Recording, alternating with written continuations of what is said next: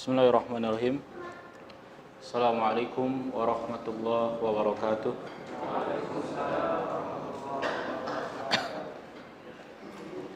Innal hamdalillah nahmaduhu wa nasta'inuhu wa nastaghfiruh. Wa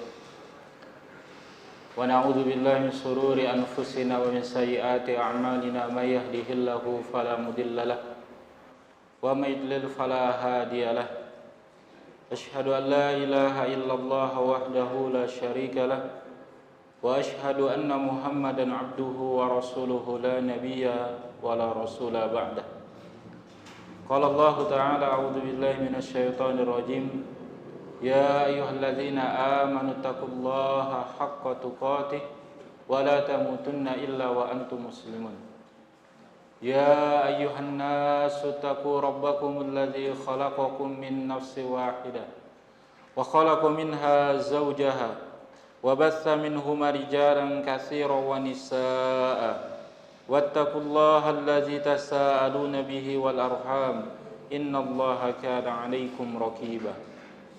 Ya ayyuhalladzina amanu taqullaha wa qulu qawlan sadida yuslih lakum a'malakum wa yaghfir lakum dhunubakum wa may yuti'illaha wa rasulahu faqad faza fawzan 'azima amma ba'd. Fa inna asdaqal hadits kitabullah wa khairal hadi hadi Muhammadin sallallahu alaihi wasallam wa syarrul umuri muhdatsatuha fa inna kulla muhdatsatin bid'atun wa kulla bid'atin dhalalah wa kulla dhalalatin finnar.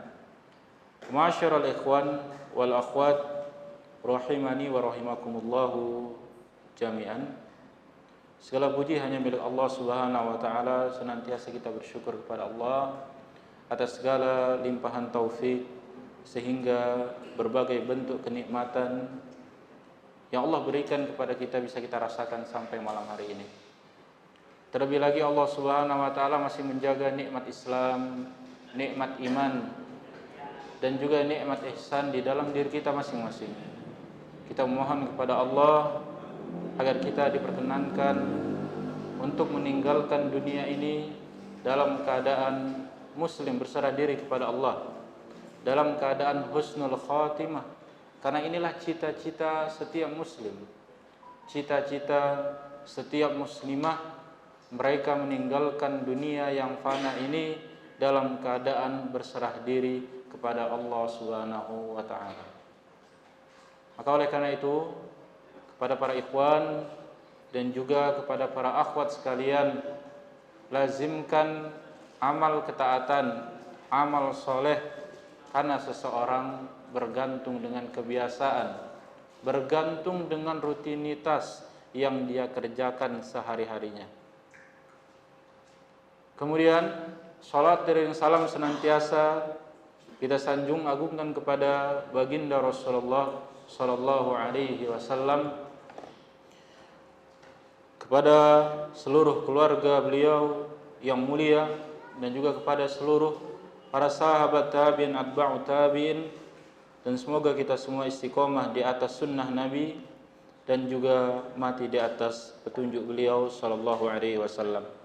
Para jamaah sekalian dimuliakan oleh Allah Subhanahu wa taala, di antara nikmat yang wajib kita syukuri adalah nikmat thalabul ilmi, nikmat belajar ilmu agama.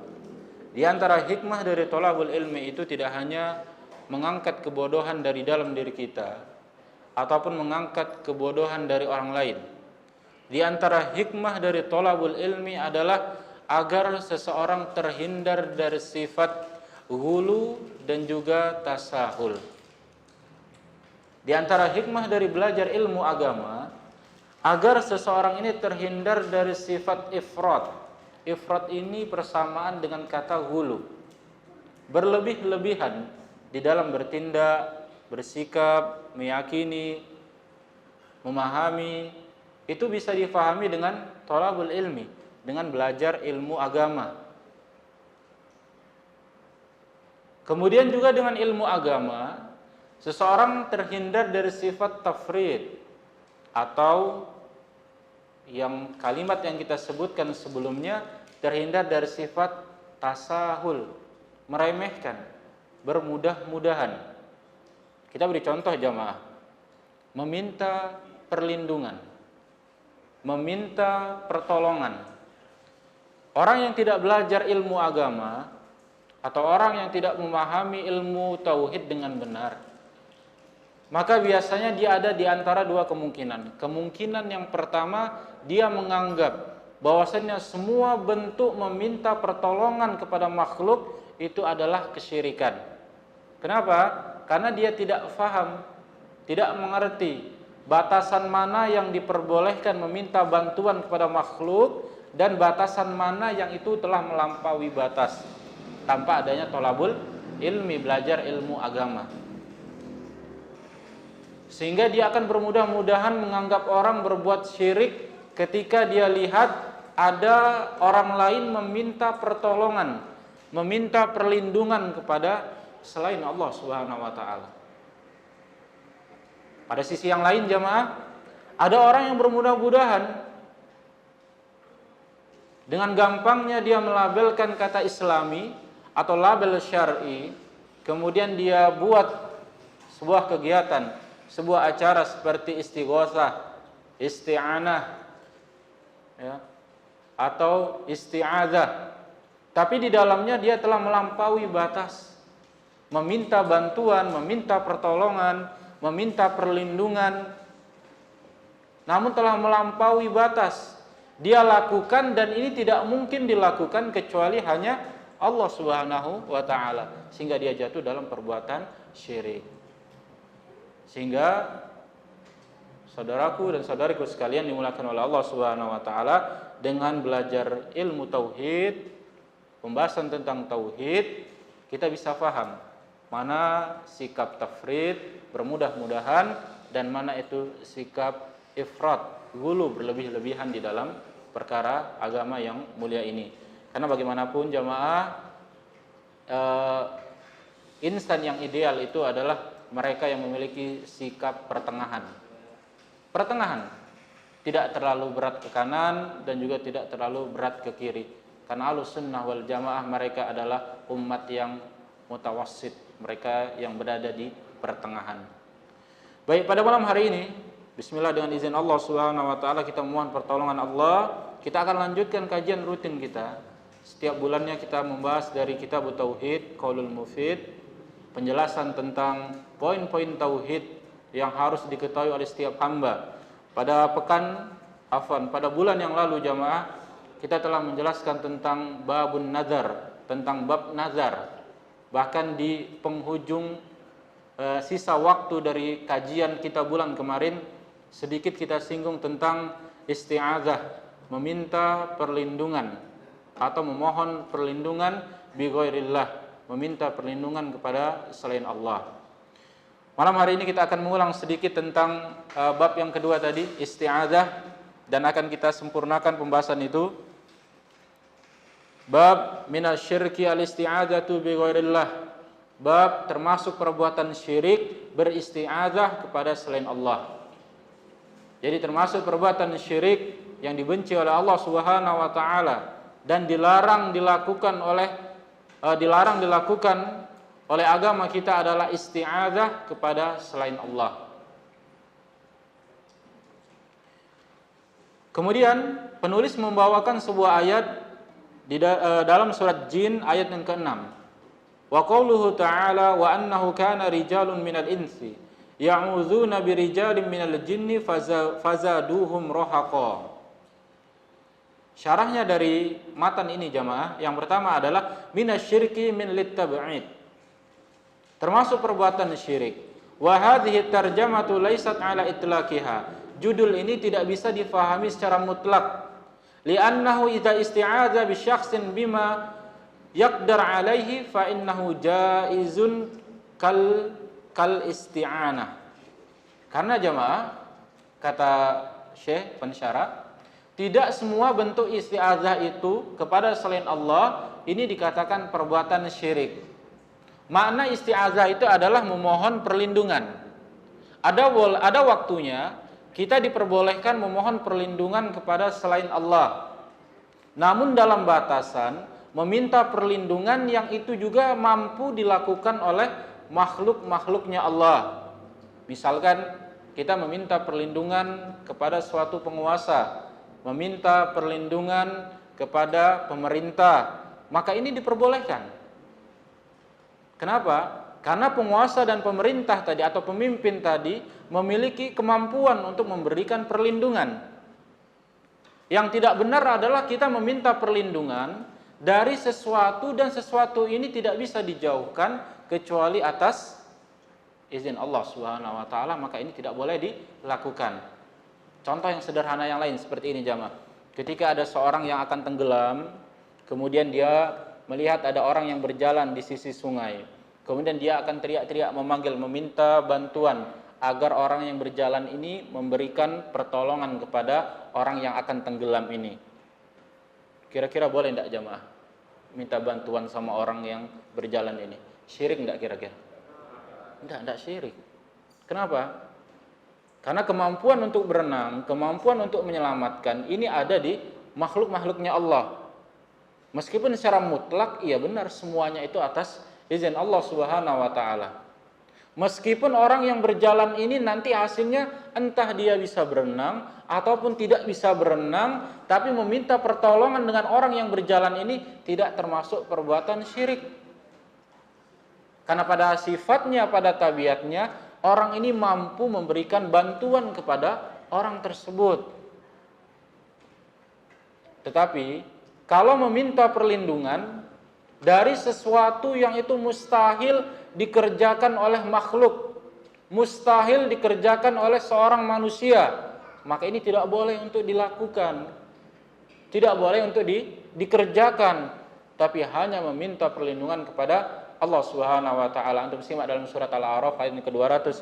Allah Subhanahu wa taala mengatakan wa imma yanzaghannaka minasyaitani nazghun fasta'idz billah innahu alimun sami'un alim.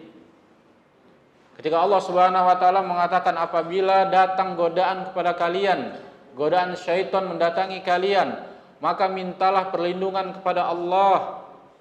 Sesungguhnya Allah Subhanahu wa taala Maha mendengar dan Maha mengetahui. Jadi isti'adzah, meminta perlindungan ketika seorang itu takut dari gangguan jin, dari gangguan syaitan, maka dia meminta perlindungan kepada Allah Subhanahu wa taala. Simak ayat yang barusan kita baca tadi jamaah, dari surat Jin ayat yang ke-6. Wa annahu kana rijalun minal insi, wa annahu kana rijalun minal insi. Bahwasannya dahulu ada beberapa sekelompok laki-laki dari golongan manusia yang mereka ya'udzuna azabihi walazabihi fa'aza mimma yukhaf. Mereka meminta perlindungan dari yang mereka takuti birijalin minal jinni, dari beberapa golongan laki-laki dari golongan jin. Apa yang terjadi jamaah? Fazaduhum rohaqa. Maka Allah Subhanahu wa taala menambahkan rasa takut kepada mereka. Jadi dari ayat ini bisa kita tarik kesimpulan yang sangat-sangat sederhana jamaah. Bahwasanya kalau kita meminta perlindungan kepada jin, meminta perlindungan kepada syaitan, bukan rasa tenang, bukan rasa nyaman, bukan ketenangan jiwa yang kita dapatkan, justru menambah rasa takut di dalam diri kita. Jadi ini perbuatan yang sia-sia. Ketika seseorang berlindung dari gangguan jin, tapi dia meminta bantuan jin yang lain atau mendatangi sekutunya jin, maka bukan ketenangan yang mereka dapatkan, tapi rasa takut, bahkan semakin takut. Karena Allah yang telah berjanji, fazaduhum rohaqa. Maka Allah Subhanahu wa taala tambahkan kepada mereka rasa rohaqa. Itu rasa takut. Justru tambah takut. Sehingga para ulama menjelaskan seperti ini ikhwah. Seandainya antum di dalam rumah antum merasakan ada gangguan jin atau gangguan syaitan, atau orang-orang kita, masyarakat kita mengatakan rumah yang angker atau tempat yang angker, kemudian kita ingin mengusir atau berlindung dari rasa takut dari jin tersebut, maka cukuplah kita meminta perlindungan kepada Allah Subhanahu wa taala. Meminta perlindungan dari gangguan jin. Karena yang mampu untuk mengusir jin, menjaga kita dari gangguan jin ataupun syaitan, itu hanya pencipta jin, pencipta syaitan. Siapa jamaah? Allah Subhanahu wa taala. Jadi berlindunglah kepada Allah Subhanahu wa taala dari tipu daya syaitan. Ya'udzuna birijalin minal jinni, mereka meminta perlindungan kepada kaum jin. Yaltaji'una ilaihim mimma yuhadzunahu yazunnuna annahum yu'izunahum. Golongan manusia ini menyangka bahwasannya sekelompok jin itu mampu memberikan perlindungan kepada mereka. Walakin zaduhum rohaqa, ternyata tidak. Hal itu justru menambah rasa takut bagi mereka. Ay khaufan wa za'ran, yaitu rasa takut dan kehinaan bagi mereka. Wa kanatil arabu fil jahiliyah idza nazalu fi wadin. Di antara perbuatan jahiliyah, perbuatan orang Arab jahiliyah, apabila mereka singgah di suatu lembah, di suatu tempat, nadu bi'ala aswatihim, maka mereka akan berteriak. Mereka akan memanggil dengan mengatakan, a'udzu bi sayyidi hadzal wadi, aku berlindung dengan penunggu dari lembah ini. Ada enggak sekarang jamaah seperti ini? Ternyata ini sudah dilakukan oleh orang-orang Arab jahiliyah. Kalau mereka singgah di suatu lembah, mereka akan berteriak, mengangkat suara mereka dengan mengatakan, a'udzu bi sayyidi hadzal wadi, aku berlindung kepada penunggu lembah ini. Dan ini juga kita dapatkan ternyata di mayoritas atau di sekitar, di sebagian kaum muslimin, yang ketika mereka merasakan takut melewati suatu jalan, mereka harus melakukan sesuatu yang tujuannya agar bisa selamat melewati jalan tersebut. Jadi tidak hanya dengan ucapan jamaah, tidak hanya dengan ucapan aku meminta perlindungan, atau kalau bahasa seorang adalah meminta izin dari penghuni jalan tadi, atau tidak berbicara tapi menggunakan isyarat, seperti harus menghidupkan klakson, harus menghidupkan sen kanan atau sen kiri, atau harus melakukan apapun.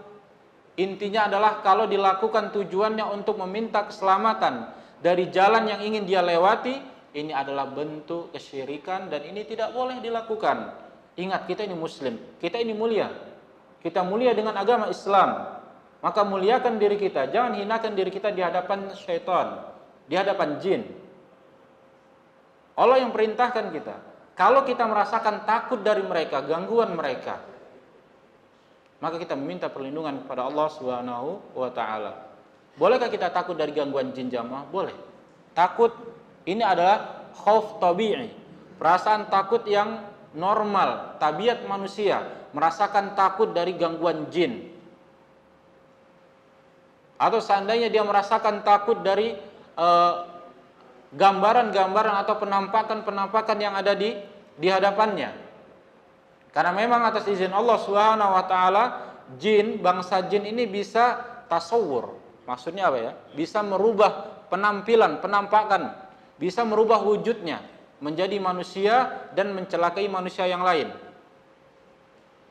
Munculnya takut di dalam diri kita ketika kita sendiri dalam kondisi gelap, kemudian tidak ada seorang pun, muncul rasa takut kita melewati makam, melewati kuburan, kemudian kita muncul rasa takut. Ini adalah takut yang tabi'i, takut yang normal. Tapi yang tidak normal, kalau membuat kita, mengiring kita dari takut tadi, justru meminta perlindungan kepada selain Allah, ini yang tidak normal, ini yang salah. Jadi semakin kita takut, justru semakin kita dekat kepada Allah Subhanahu wa taala. Inilah akidah muslim, ya, tauhid seorang muslim. Bukan berarti dia bertantang tenteng jamaah, ya, menguji keimanannya. Jangan takut kita rame-rame tidur di kuburan. Tengah malam kita uji nyali, mana kuburan yang baru di makam, kita tidur di sampingnya. Jangan takut, tauhid kita kuat. Jangan pernah menguji keimanan. Jangan pernah menguji keimanan diri kita atau keimanan saudara kita. Karena kita tidak tahu, mungkin pada waktu itu niat kita ingin menguji keimanan, menguji iman kita, ternyata pada waktu itu kita sedang lemah, tiba-tiba tanpa sadar kita mengucapkan atau berbuat kesyirikan, dan ini bisa mendatangkan murkanya Allah Subhanahu wa taala. Jadi jangan cari masalah, tapi kalau sudah kita berhadapan dengan itu, ingat kita sudah ada prinsip, kita sudah ada metode, itu meminta perlindungan kepada Allah Subhanahu wa taala. Kemudian faedah dari ayat ini jamaah, bahwasannya golongan jin itu juga ada dari golongan laki-laki dan juga golongan wanita. Karena Allah Subhanahu wa taala mengatakan birijalin minal jinni, meminta perlindungan dari beberapa laki-laki dari golongan jin. Dan mereka juga ada kaum wanita dari golongan jin. Bahkan para ulama fikih sengaja membuat pembahasan tentang apa hukum menikah dengan bangsa jin. Di sana dijelaskan memang jamaah, ada pembahasan di sana. Seandainya ada laki-laki dari golongan manusia menikahi wanita dari golongan jin, atau sebaliknya, wanita dari golongan manusia dinikahi dari bangsa jin. Tapi bagi kita cukup kita mencari atau menikah dari golongan sesama kita ya jemaah. Cari istri, cari suami dari golongan manusia saja, tanpa harus terlalu mendalam dalam pembahasan seperti ini. Karena bagaimanapun kita nggak tahu hakikat mereka, tidak tahu hakikat mereka, apakah mereka beriman kepada Allah ataukah mereka tidak beriman kepada Allah Subhanahu wa taala. Karena bangsa jin itu sama seperti bangsa manusia, mereka juga taklif, mukallaf. Mereka itu terbebani oleh syariat. Mereka mendapatkan beban syariat sebagaimana kita juga mendapatkan beban syariat dari Allah Subhanahu wa taala. Baik, selanjutnya penulis mengatakan, membawakan sebuah hadis, wa an Khawlata binti Hakim qalat sami'tu Rasulullah sallallahu alaihi wasallam yaqul man nazala manzilan faqala a'udzu bikalimatillahi tammat min syarri ma khalaq lam yadurruhu syai'un hatta yarhala min manzilihi dzalika, rawahu Muslim. Al-Imam Syekh At-Tamimi membawakan sebuah hadis dari Khawlah bintu Hakim berkata, aku telah mendengar Rasulullah sallallahu alaihi wasallam bersabda, man nazala manzilan, barang siapa yang singgah di suatu tempat, faqala, kemudian dia mengucapkan a'udzu bikalimatillahi tammati min syarri ma khalaq, aku berlindung dengan kalimat-kalimat Allah yang sempurna dari keburukan seluruh makhluk. Lam yadurruhu syai'un hatta yarhala min manzilihi dzalika, maka tidak ada sesuatu pun yang bisa memudaratkannya hingga dia meninggalkan tempat tersebut. Rawahu Muslim. Hadis ini riwayat Imam Muslim. Harus hafal. Seorang muslim harus hafal doa ini.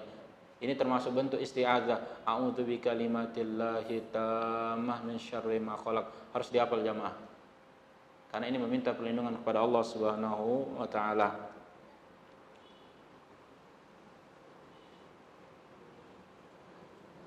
Baik, kita jelaskan ya, apa maksudnya dari hadis ini.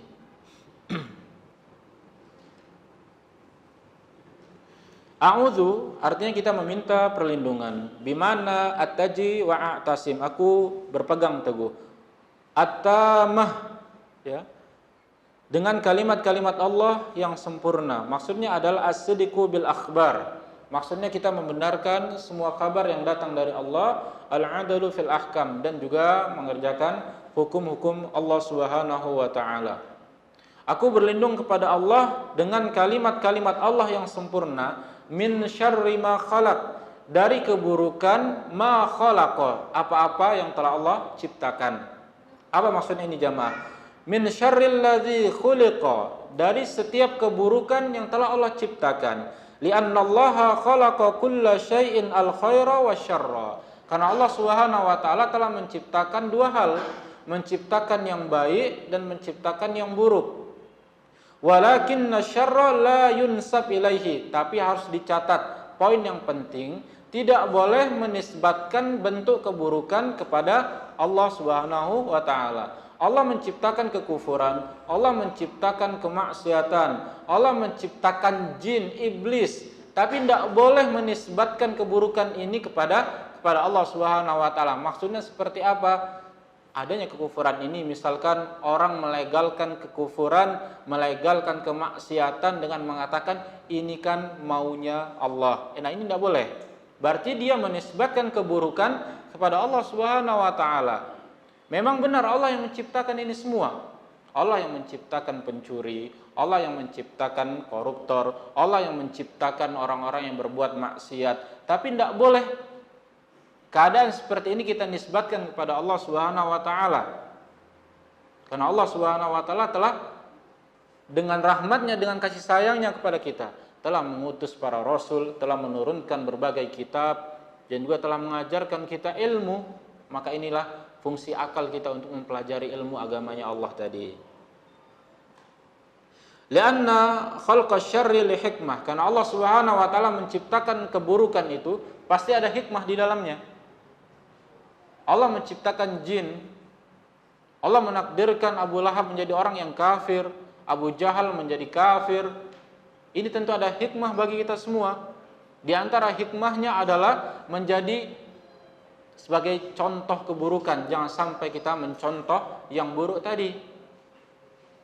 Allah menciptakan iblis sebagai ujian bagi kita semua.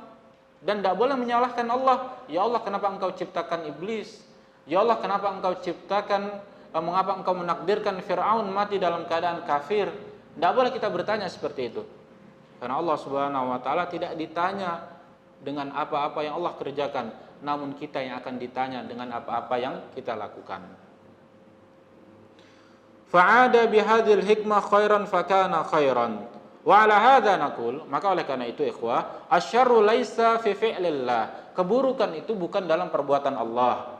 Bal fi maf'ulatihi, namun dalam apa maf'ulatihi, dari apa-apa yang telah Allah ciptakan, makhluqatihi. Wa ala hadza takunu ma mausulah lila ghaira ay min asyarril ladzi khuliqa. Maksudnya adalah kita meminta perlindungan dari keburukan yang telah Allah ciptakan. Li'annaka law awwaltaha ilal masdariyah wa qulta min syarri khalqika lakana al khalqu huna masdaran yajuzu an yuradu bihi al fi'il. Jadi maksudnya ma tadi adalah mausulah yang bermakna kata sambung yang bermakna itu semua. Keburukan ini tidak bisa kita nisbatkan kepada Allah Subhanahu wa taala. Karena begini jamaah, di dunia ini ada 4 hal. Yang pertama, syarrun mahdun, keburukan sesuatu yang semuanya buruk.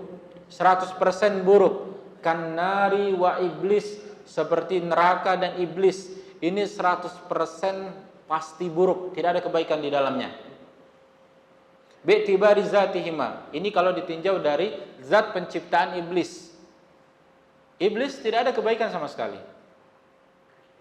100% iblis itu buruk. Ini ditinjau dari zatnya iblis. Tapi kalau ditinjau dari hikmah, dengan adanya penciptaan iblis, ini sebagai bentuk ujian kepada hamba-hambanya Allah Subhanahu wa taala. Siapakah yang mau taat kepada Allah dan siapakah yang tertipu daya dengan iblis. Yang kedua, khairun mahdoh, 100% baik. Tidak ada sedikit pun kekurangan. Seperti apa? Kal jannati war rusul, seperti surga dan juga para rasul. Surga dan para rasul ini 100% pasti benar. Tidak ada sedikit pun kekurangan dari nikmat surga. Jadi kenikmatan surga tidak ada sedikit pun aib, tidak ada sedikit pun kekurangan di dalamnya. Ini sudah pasti 100% khairun, sudah pasti benar. Kemudian yang ketiga, fihi syarrun wa khairun ka'amatil makhluqat. Sesuatu yang di dalamnya ada kebaikan dan ada keburukan, ka'amatil makhluqat, dan ini berlaku kepada setiap makhluk. Maka oleh karena itu ketika kita mengucapkan doa tadi, wa anta innama tasta'idzu min syarri ma fihi syarrun. Ketika kita mengucapkan min syarri ma khalaq, maksudnya adalah kita meminta perlindungan dari keburukan dari makhluk yang di dalamnya terdapat keburukan, maka kita meminta perlindungan. Maka para ulama menjelaskan doa ini jamaah. Doa ini tidak hanya meminta perlindungan dari bangsa jin, tapi juga meminta perlindungan dari semua makhluk. Jadi kalau kita singgah di suatu tempat, kita mengucapkan doa ini tidak hanya dari gangguan jin, bisa itu dari binatang berbisa, kemudian dari manusia yang zalim, misalkan para perampok, para pencuri, atau orang-orang yang jahat, ataupun bahkan bencana alam. Kalau kita singgah di suatu tempat, ini semua adalah keburukan dari apa-apa yang telah Allah ciptakan. Maka pentingnya seorang muslim untuk berdoa dengan doa tadi, a'udzu bikalimatillahi tammah min syarri ma khalaq. Lam yadurruhu syai'un, tidak ada sesuatu pun yang bisa mencelakainya.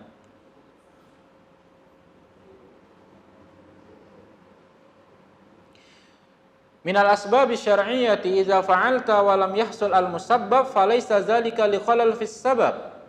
Termasuk penjelasan syariat, kalau kita mengamalkan suatu amalan namun kita tidak mendapatkan apa inti dari amalan tersebut, maka tidak boleh kita menyalahkan bunyi dari nas amalan tersebut. Simpelnya seperti inilah jamaah. Doa tadi mengatakan, kalau ada yang baca doa ini, maka tidak ada sedikit pun yang bisa mengganggu dia. Qadarullah, ternyata dia singgah, tahu-tahu ada yang mencelakai dia. Mungkin tetap ada dia kecurian, bahkan dia kecopetan misalkan seperti itu.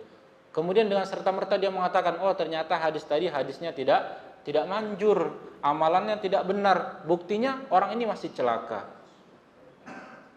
Atau amalan-amalan yang lain. Kata Nabi SAW, man arada an yunsha'a fi atharih wa yubsat fi rizqih falyusil rahimah. Barang siapa yang ingin dipanjangkan umurnya dan dilapangkan rezekinya, hendaklah dia menyambung tali silaturahim. Kemudian kita lihat, ada saudara kita yang dia ini rajin menyambung tali silaturahmi, tapi kok meninggalnya cepat. Katanya dipanjangkan umur. Atau bahkan kita lihat kok rezekinya juga ya biasa-biasa aja. Bahkan lebih bagus orang-orang yang enggak memperhatikan silaturahim. Apa kita salahkan hadisnya, ikhwah? Tidak kita salahkan hadisnya. Lantas bagaimana penjelasan ini? Di sini dijelaskan, walakin liwujudi mani, itu disebabkan adanya mani, adanya penghalang dari orang yang mengamalkan doa tersebut. Doanya sudah benar dari sumber dari Al-Quran, doanya sudah sahih dari hadis Nabi SAW, tapi yang masalah bukan dari doanya, tapi dari orang yang mengucapkannya.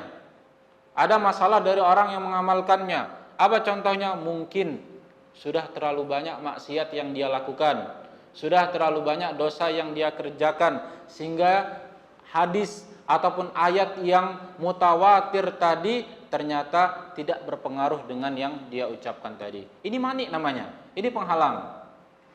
Atau boleh jadi seorang mengucapkan doa ini tapi belum benar-benar muncul dari dalam hatinya. Dia masih merasakan, masih ragu-ragu dia, belum benar-benar yakin apa benar hadis ini bisa melindungi dia dari gangguan syaitan. Itu buktinya kok masih ada suara-suara di sana, masih ada penampakan di situ, masih ada cahaya-cahaya di situ. Akhirnya dia apa? Belum 100% benar-benar beriman dengan apa yang dia ucapkan. Ini namanya mani. Ini namanya penghalang. Jadi yang salah bukan hadisnya, tapi yang salah adalah mungkin adanya penghalang dari orang yang mengamalkannya. Jadi ini yang harus kita muhasabah. Sebagaimana ikhwah, wa yaqra'aha ba'dun nas wa la yashfi al-marid. Ada sebagian orang yang mengamalkan suatu amalan agar berharap mendapatkan kesembuhan, namun ternyata orang ini tidak sembuh. Walaysa dzalika qusurun fis sabab. Namun yang perlu diketahui, ini bukan amalan yang salah, bal liwujudi ma'in bainas sabab wa atharihi, namun disebabkan adanya penghalang, adanya hambatan doa tersebut diterima. Dan juga di sini contohkan, saya memberikan contoh. Wa minhu at-tasmiyatu indal jima'. Di antaranya adalah tasmiyah, mengucapkan basmalah ketika hendak berhubungan suami istri. Fa inna ma tamna'u dararu syaiton lil walad. Penjelasannya adalah kalau sepasang suami istri sebelum mereka bercampur mengucapkan basmalah, maka syaitan tidak akan mengganggu hasil dari hubungan mereka malam itu. Tapi didapatkan ternyata anak yang dilahirkan diganggu oleh syaitan. Nah, tadi kita bilang ikhwah, yang salah bukan hadisnya, tapi yang salah adalah orang yang mengucapkannya tadi. Tidak adanya dia mentadaburi, meyakini, keimanannya kurang dalam mengamalkan hadis tadi. Ya.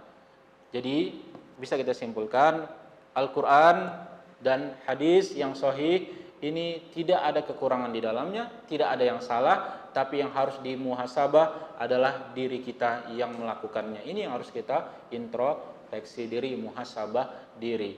Jadi jangan kita seperti orang-orang yang dipalingkan nikmat dari keimanan kepada mereka.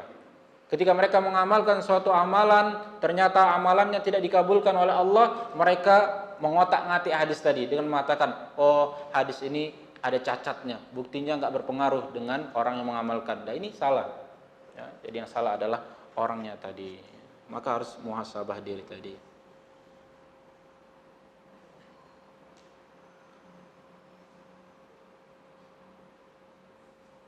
Maka dari sini para ikhwah sekalian dimulakan oleh Allah Subhanahu wa taala, isti'adzah adalah meminta perlindungan kepada Allah Subhanahu wa taala. La yajuzul isti'azatu bil makhluk inda ahadin minal a'immati wa hadza laysa 'ala itlaqi bal muradihi mimma la yaqdar 'alaihi illallah. Para ulama mazhab mengatakan tidak boleh beristi'adzah kepada makhluk dalam perkara-perkara yang makhluk itu tidak mampu untuk melakukannya. Li'annahu la ya'simuka minasyarril ladzi la yaqdar 'alaihi illallah. Karena makhluk ini tidak mampu memberikan perlindungan kecuali Allah Subhanahu wa taala. Wa min dzalika aidan al-isti'adzatu bi ashabil qubur fa innahum la yanfa'una wa la yadurrun. Di antara bentuk isti'adzah yang dilarang adalah beristi'adzah kepada penghuni kubur, yang mana mereka tidak mampu memberi manfaat dan juga tidak mendatangkan mudarat, maka meminta isti'adzah, perlindungan kepada penghuni kubur. Ada orang yang mau menikah, meminta hajat, dia mendatangi makam orang tuanya, kemudian dia meminta izin. Kalau tidak minta izin, dia yakin nanti tertimpa apa? Bala, tertimpa musibah. Ini tidak boleh.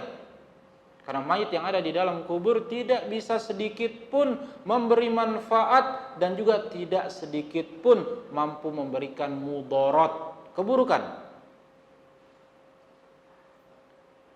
Karena mereka telah meninggalkan dunia ini. Amal isti'adzatu bi makhluqin fima yaqdar alaihi fahuwa jaizah. Nah, ini poin yang penyeimbangnya jamaah. Adapun beristi'adzah kepada makhluk dalam perkara-perkara yang mereka mampu untuk melakukannya jaizah. Apa artinya jaiz? Boleh. Hukumnya boleh meminta perlindungan. Waqad asyara ila dzalika asyari Syekh Sulaiman fi Taisir Al-Aziz Al-Hamid, sebagaimana dijelaskan oleh Syekh Sulaiman dalam tafsirnya Al-Aziz Al-Hamid, wa huwa muqtada al-hadits al-waridah fi sahihi Muslim, faman wajada min dzalika malja'an falya'iz bih. Barang siapa yang mampu mendapatkan atau menemukan orang yang mampu menolong, hendaklah dia lakukan. Jadi boleh kita meminta pertolongan kepada sesama kita, meminta bantuan kepada sesama kita, selama perkara tersebut memang tidak dikhususkan, hanya Allah yang melakukannya. Begitu juga jamaah, wa kadzalika qissatur rajul ladzi 'adza bi ummi Salamah wal mar'allati 'adzat bin Nabi. Banyak contoh dari para sahabat. Ada seorang wanita mendatangi Nabi meminta perlindungan sama Nabi. Nabi tidak nolak. Nabi tidak mengatakan kamu ini berbuat syirik, tidak. Kenapa? Karena Nabi mampu melakukannya dan ini diperbolehkan.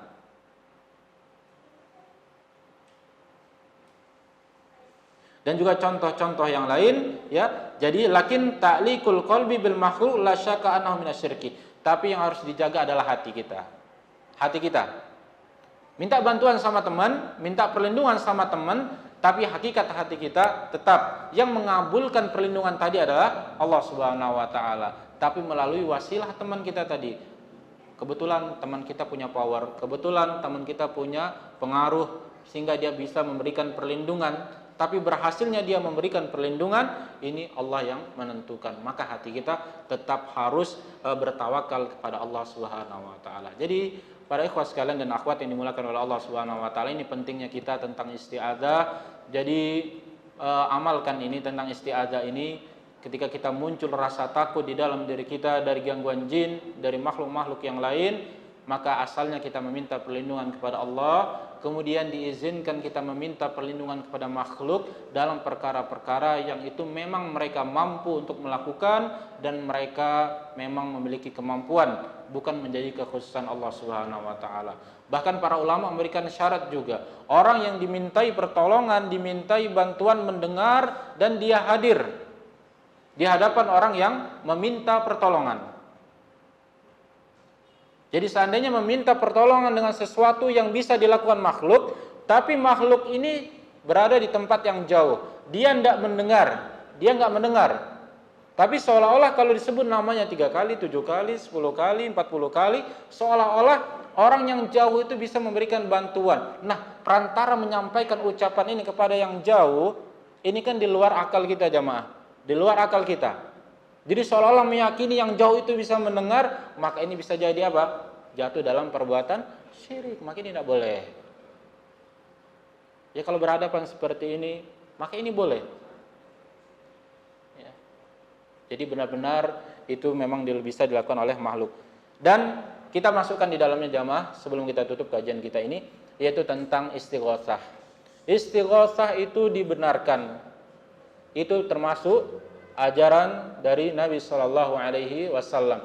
Istighosah itu artinya memohon perlindungan dari bala, meminta perlindungan dari bala. Ini dianjurkan, tapi istighosah yang benar dia meminta perlindungan kepada Allah Subhanahu Wa Taala. Adapun beristighosah, meminta perlindungan kepada Allah, tapi diikut sertakan dengan perbuatan syirik, menanam tanduk kerbau, menanamkan 2 kepala sapi, atau menanamkan menyembelih di tempat perlindungan tadi mengkhususkan, maka ini semua adalah perbuatan yang haram, perbuatan yang dilarang. Istighosahnya benar, tapi perbuatan di dalamnya ini yang salah. Jadi sekarang ini orang-orang musuh-musuh Islam ini pintar jamaah. Tipu daya iblis ini benar-benar dahsyat. Di awal mereka meminta perlindungan kepada Allah, tapi sebelum acara ditutup, sama-sama mereka menanamkan kepala sapi, menanamkan kepala kerbau, atau mengarungkan buah-buahan di lautan dan semisalnya. Ini adalah bentuk istighosah yang dilarang di dalam agama Islam.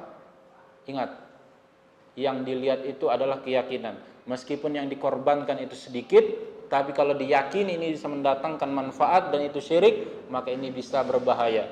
Antum masih ingat ya kajian kita tentang orang yang masuk neraka dikarenakan mengorbankan seekor lalat. Ini harus ingat, seekor lalat.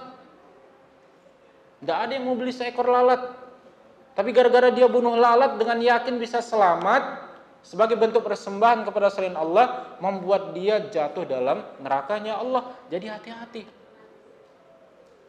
Termasuk tadi, jangan sampai-sampai kita dimurkai Allah karena gara-gara klakson. Klakson motor, klakson mobil harus klakson 3 kali. Itu kalau kita lakukan dengan meyakini kalau nggak klakson kita nggak selamat. Ini kalau kita tidak taubat, baru kita jatuh dalam perbuatan syirik. Hati-hati. Sehingga akhirnya para ikhwah sekalian dan akhwat yang dimulakan oleh Allah Subhanahu wa taala, jaga tauhid di dalam diri kita dan juga keluarga kita. Ingat, banyak berdoa, a'udzu bikalimatillahi tammin syarri ma khalaq, dan juga mohon perlindungan dari bahaya syirik.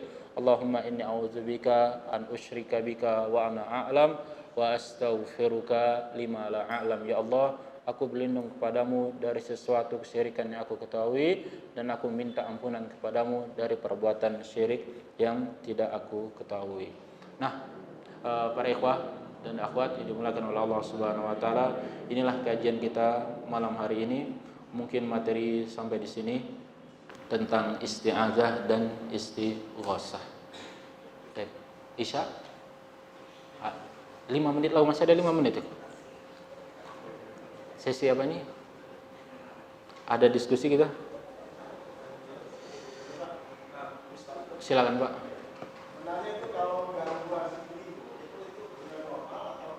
Gangguan? Udah Isya? Udah Isya? Nggak jadi berarti? Baik. Indigo ya. Indigo ini termasuk apa? Kita katakan ini termasuk campur tangan jin. Campur tangan syaitan. Orang seperti ini seharusnya diruqyah, bukan dipercayai atau ditanyai atau minta diramal. Ini tidak boleh kita percaya sama orang seperti ini. Orang seperti ini sebenarnya dia sedang diganggu oleh pengaruh jin, maka dia harus diruqyah. Karena bagaimanapun perkara yang gaib ini hanya Allah Subhanahu wa taala yang mengetahuinya, seperti itu. Ya. Baik, sudah masuk waktu Isya, ikhwah. Mungkin ini kajian kita. Subhanakallahumma wa bihamdika asyhadu an la ilaha illa anta astaghfiruka wa atubu ilaik. Assalamualaikum warahmatullahi wabarakatuh.